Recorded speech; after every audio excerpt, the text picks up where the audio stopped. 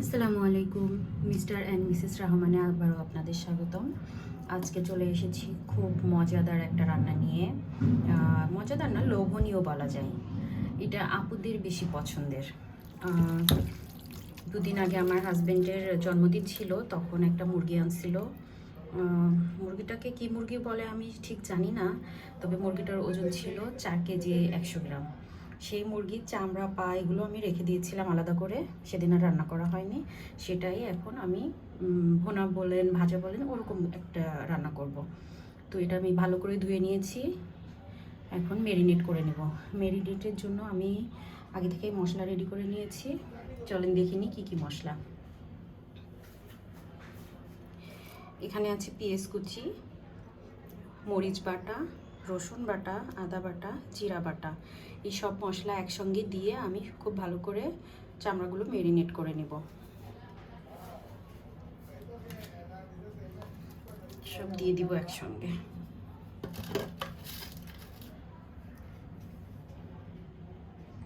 দিয়ে দিব পরিমাণ মতো লবণ, হলুদ।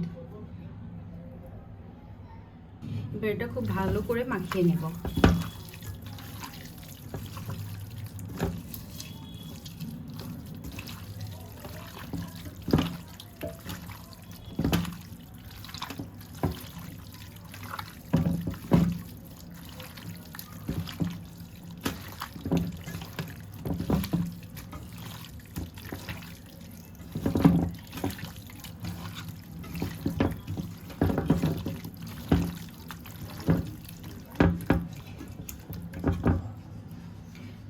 খুব ভালো করে মাখিয়ে নিয়েছি। এবার 10 থেকে 15 মিনিট এভাবে রেখে দিব।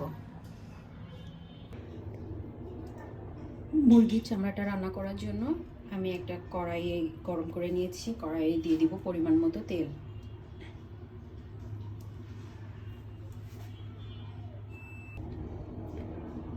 তেল গরম হয়ে গেছে, এখানে ফোড়ন দিব। ফোড়নের জন্য নিয়েছি তেজপাতা, লবঙ্গ, এলাচ আর দারচিনি।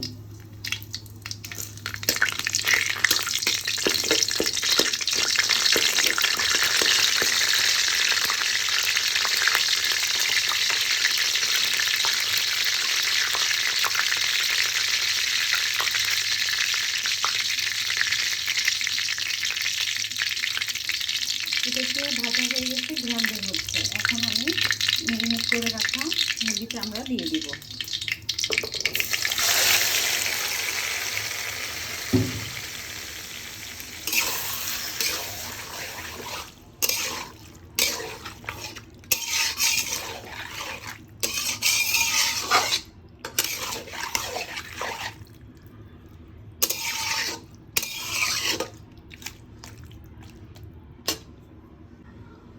এবার এটাকে খুব ভালো করে কষিয়ে নিব।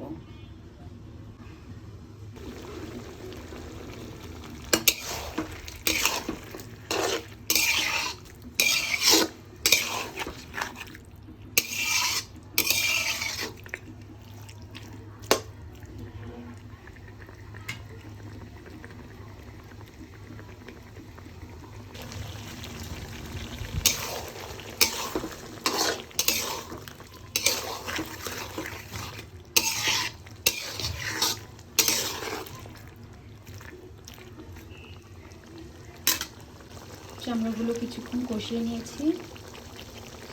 ছোট করে কয়েকটা আলু কেটে নিয়েছি, দিয়ে দিব।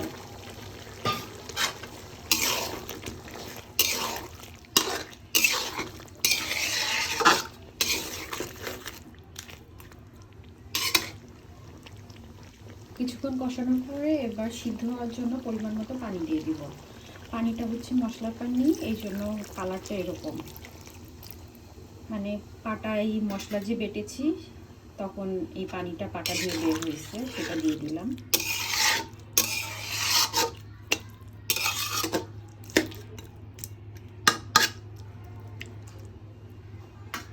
এবার ঢেকে দিব সিদ্ধ হওয়ার জন্য।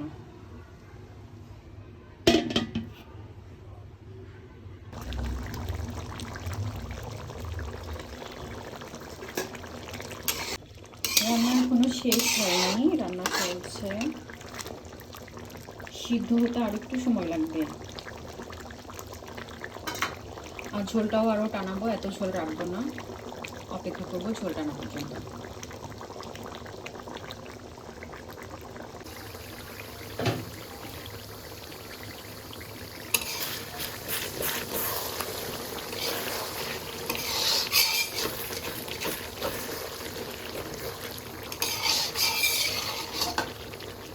সব পানি শুকিয়ে এই পরিমাণে তেল বের হয়েছে, শুধু তেল আর তেল।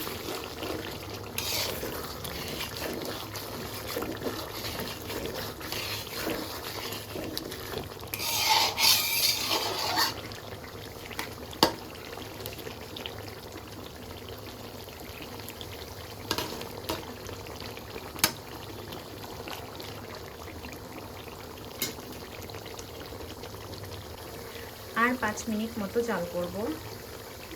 এটা যখন একটু ভাজা ঘ্রাণ বের হবে তখন নামিয়ে নিব। রান্না শেষ হয়ে গেছে। এখন আগে থেকে ভেজে গরম মশলা আর জিরে গুঁড়ো করে নিয়েছিলাম, সেটা দিয়ে দিব।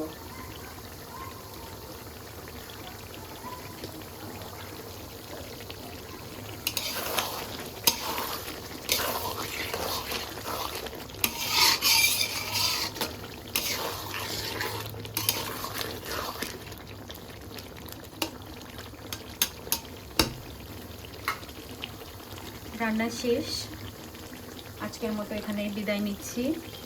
সবাই ভালো থাকবেন, সুস্থ থাকবেন, আমাদের জন্য দোয়া করবেন, সাথে আমাদের চ্যানেলটাকে সাবস্ক্রাইব করবেন।